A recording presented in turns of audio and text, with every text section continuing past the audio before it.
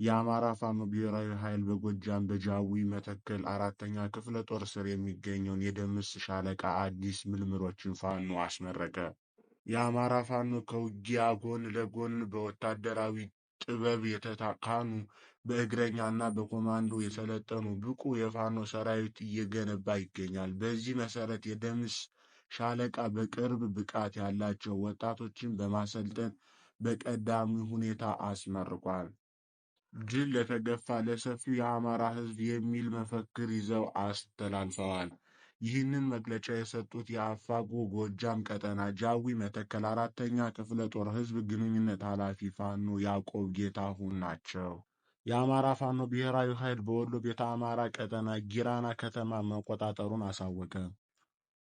በወሎ ቤተ አማራ ቀጠና የሚንቀሳቀሱት ምስራቅ አማራ ኮር 1ኛ እና ኮር 2ኛ አሃዶች ባለሽርጡና ታጠቅ ክፍለ ጦር ዛሬ ግንቦት 20 ቀን 2017 ዓ.ም ጊራና ከተማ በመግባት በዙፋን ጠባቂው ሰራዊት በሆድ አደሩ ሚኒሻ ላይ ከፍተኛ ድል ማስመዝገቡ ተገልጿል።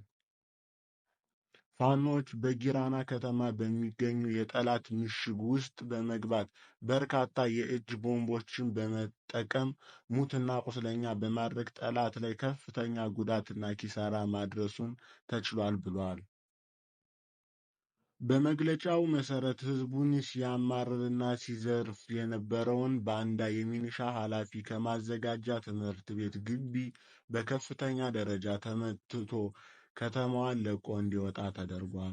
ፋኖቹ ከተማዋ ውስጥ በአንዳንድ የማጽዳት ተግባራቸው ከጨረሱ በኋላ ከተማዋ በቅርብ ርቀት በመሆን ጠላት የቆሰሉትን እንዳያሳክም እና የሞቱትንም እንዳያነሳ መውጫና መግቢያ በሮችን ወጥረው በመያዝ ከበባ ውስጥ ይገኛሉ። በሌላ አውደ ውጊያ መረጃ ደግሞ በወረባቦ ቀጠና የሚንቀሳቀሰው የባለ ሽርጡ ክፍለ ጦር 4ኛ ሻለቃ ጠቢሳ አካባቢ ማህበረሰቡን ለማወያየት ሲመራ የነበረውን የካድሬ ስብስብ እና ሚኒሻ በያዘው ደፈጣ ሙትና ቁስለኛ በማድረግ ወደ ቢሲጢ እንዲፈረጥጥ ማድረግ መቻሉን ተገልጿል። መዳረሻውን ድልና ነጻነት የሆነው የአማራ ሕዝብ የህልውና ተጋድሎ ተጠናክሮ ይቀጥላል ሲል የምስራቅ አማራ ኮር 1ኛ የባለ ሽርጡ ክፍለ ጦር ቃል አቀባይ ፋኖ መሐመድ ሞገስ ገልጸዋል። በመጨረሻም ህልውናችን በተባበረ ክንዳችን የሚል መሪ ቃል አስተላልፈዋል። ዶክተር ቴዎድሮስ ኃይለማርያም የዋስትና ጥያቄ ውድቅ ሲደረግ ፍርድ ቤቱ በአማራዊ ማንነት ላይ የተመሰረተ የአማራ ጠሎች ብያኔ ሲል ተቃውመዋል። ዶክተር ቴዎድሮስ ኃይለማርያም ገድሉ፣ እስክንድር ሽፈራው ትርፌ፣ ብርሃኑ ስለሺ ከበደ እና ሕይወት ዓለማየሁ ግንቦት 29 ቀን 2017 መጋቢት 29 ቀን 2017 በፌዴራል ከፍተኛ ፍርድ ቤት ልደታ ምድብ ችሎት ቀርበው ነበረ። አምስተኛው ተከሳሽ አሮን ትርፌ የጤና እክል ስላለበት ፍርድ ቤቱ የፈቀደለትን ጫማ እንዳይለብስ በመከልከሉ በችሎት አልተገኘም። ፍርድ ቤቱ በዋስትና መብት ላይ በአቃቢ ሕግና በተከሳሾች መካከል የተደረገውን ክርክር መርምሮ ውሳኔ ሰጥቷል። ፍርድ ቤቱ ተከሳሾቹ ማስተር ማይንድ በመሆናቸው በዋስትና ከወጡ ችግሩ የበለጠ እንደሚያባብሱ ገልጿል። እንዲሁም ወሳኝ ሰነዶችን በማዘጋጀትና ስትራቴጂያዊ ስልጠናን እንደተሰጣቸው ማስረጃዎች እንደሚያመለክቱ ጠቅሷል። የጤና ችግርና የቤተሰብ አስተዳደር እንደ ምክንያት ሊቀርብ እንደማይችል በመግለጽ የአቃቢ ሕግ ሐሳብ ሙሉ በሙሉ በመቀበል ተከሳሾቹ በዋስትና ሳይወጡ በማረሚያ ቤት ሆነው እንዲከታተሉ ወስኗል። ከችሎቱ ዳኛ መካከል የግራ ዳኛ ይህንን ችሎት የሽብር ችሎት ነው፣ መንግስት እና ደጋፊዎቻችሁ በልዩ ትኩረት ይከታተሉታል ሲል፣ የመሃል ዳኛ ደግሞ አንቀጹን በመቀየራቸው ከፍተኛ ጫና እንደደረሰባቸውና መንግስት ምነው መዝገቦቹን አፈጠናችሁ እያለ እንደሚወቅሳቸው በመግለጽ ጫና ስር መሆናቸውን አስታውቀዋል። ዶክተር ቴዎድሮስ ኃይለማርያም በፍቃዱ ፍርድ ቤቱ ውሳኔ ቅር በመሰኘት ብያኔው የተሰጠው ከእያንዳንዳችን ተከሳሾች አንጻር ሳይሆን በጅምላ ነው ብለዋል። ውሳኔው በማያሻማ ሁኔታ የሚያረጋግጠው ፍርድ ቤቱ በአማራዊ ማንነት ላይ የተመሰረተ የአማራ ጠላቶች ብያኔ መሆኑ ነው በማለት ተቃውሟቸውን አቅርበዋል። ዶክተር ቴዎድሮስ ይህ ፍርድ ገምድል ብያለሁ፣ በታሪክ ቁጥር መዝገብ እንደሚመዘገብና ለመጪው ትውልድ የፍርድ ስህተቱን የገባበትን ዝቅጠት የሚያሳይ እንደሆነ ገልጸዋል። የፍርድ ሂደቱም እምነት የማይጣልበት ፍርድ ቤቱም የመንግስት ደንገጡር መሆኑን የሚያሳዩ ምልክቶች መሆናቸውን ጠቅሰዋል። ተከሳሾቹ ያለ በቂ ምክንያት ከ1 ዓመት ተኩል እስከ 2 ዓመት በእስር ላይ መቆየታቸውን በዚህም ቤተሰቦቻቸው ችግር ላይ መውደቃቸውን አሳውቀዋል። በመጨረሻም ፍርድ ቤቱ ለሰኔ 10 እና 11 ቀን 2017 ተለዋጭ ቀጠሮ ሰጥቷል። የአማራ ፋኖ ብሔራዊ ኃይል ዘመቻ ቋራ ቃል ኪዳን በመቀጠል በሜጀር ጀነራል ውበቱ አባተ ኮር የሚመራው ጉና ክፍለ ጦር አዲስ ድሎችን አስመዝግበዋል።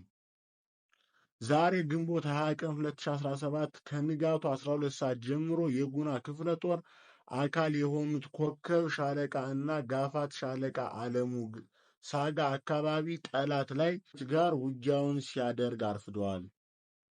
በተመሳሳይ ሐሙስ ወንዝ አካባቢ በሚገኘው ቢሮ እና ጣልዳ ቀበሌዎች ላይ የአገዛዙ ሰራዊት ሚሊሻ እርሻን ለማሳረስ ያደረገውን ሙከራ በኮከብ ሻለቃ በተወሰደበት ፈጣን እርምጃ ሳይሳካለት እንደመለሰ ተደርጓል።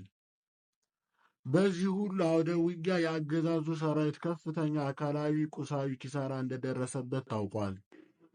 ይህ በእንዲህ እንዳለ ግንቦት 19 ቀን 2017 ዓ.ም የአንደኛ ኮር እቅድ መሰረት በማድረግ ማህደረ ማርያም፣ መተሬ፣ ግንዳ ጠመር፣ ሊጫ፣ ገላውዲዮስ፣ አርብ ገበያ፣ ወልዴ ተራራ እና አንበሳል አካባቢ በተካሄደው ውጊያ የሜጀር ጀነራል ውበቱ አባተ ተወርዋሪ ክፍለ ጦር፣ የጉና ክፍለ ጦር፣ እስቴ ዴንሳ ብርጌድ፣ ገብረ መስቀል ብርጌድ፣ ታርቦ ሻለቃ ብርጌድ፣ መቅደላ አምባ ብርጌድ፣ ገብርዬ ሻለቃ እና የጣና ገላውዲዮስ ክፍለ ጦር በጥምረት ተሳትፈውበታል።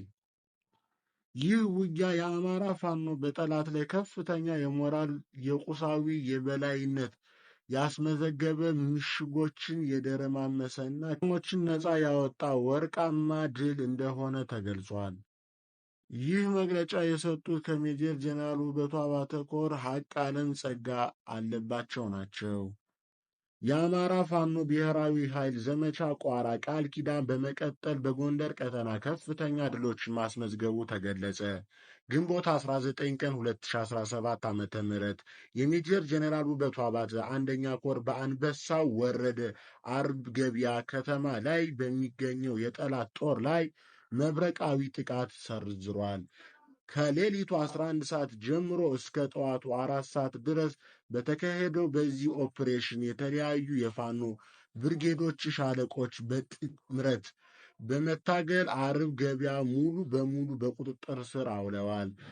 ጠላት አስክሬን እያንጠባጠበ ወደ ቅርብ ወልዴ ተራራ ቢያመልጥም እስከ ቀኑ 11 ሰዓት ድረስ ውጊያው እንደቀጠለ ነበረ።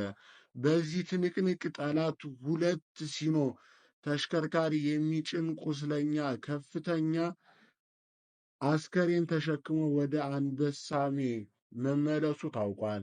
በተጨማሪም በፋርጣ ወረዳ ማህደረ ማርያም በሚባል ቀበሌ ከተማ ላይ ሰፊውን የነበረውን ሚሊሻና የአድማ ብተና ኃይል በገብረ መስቀል ብርጌድ ጠላቱ ሻለቃ ዙፋናዊ በመያዝ ከባድ ጉዳት እንደደረሰበትና ማህደረ ማርያም በፋኖ ቁጥጥር ስር መግባቷን ተገልጿል። በዚህ ውጊያ 5 ጠላቶች ሲሰዉ ከ10 በላይ ደግሞ ቆስለዋል። ይህ የጥምረት ኃይል በጉናው መብረቃዊ አርበኛ ቢራራ ደምሴ፣ አርበኛ አመኑ አለማንተ እና አርበኛ በላይነህ ዳኛው መመራቱ ታውቋል። ጠላት አካላዊ፣ ሞራላዊና ከፍተኛ የሆነ ቁሳዊ ኪሳራ ደርሶበታል። ዛሬ ግንቦት 20 ቀን 2017 ደግሞ የጉና ክፍለ ጦር ገብረ መስቀል ብርጌድ አካል የሆነው ጋፋት ሻለቃ እና ኮከብ ሻለቃ አለም ሳጋ ላይ ደፈጣ በመጣል ጠላት ቀጥቷል። በተጨማሪም በዲያቆን በየው ካሳው የሚመራው ኮከብ ሻለቃ አንዷ ሻምበል ከቀኑ 8 ሰዓት በፋርጣ ወረዳ ጣልዳ በሚባል ቀበሌ በፓትሮል ሲንቀሳቀስ የነበረ የጠላት ኃይል በደፈጣ በመምታት 7 ቁስለኛ እና 3 ሙት ማድረጋቸው ታውቋል። በዚህ የተናደደው ጠላት ወደ መጣበት ሲመለስ እናንተ ናችሁ ያስመታችሁን በማለት 5 ንጹሐን ፋርጣ ወረዳው ወስዶ ማሰሩን የጤና ባለሙያዎችንም ስልካቸውን በመቀበል ማሰቃየቱን የአካባቢው መረጃዎች ያመለክታል።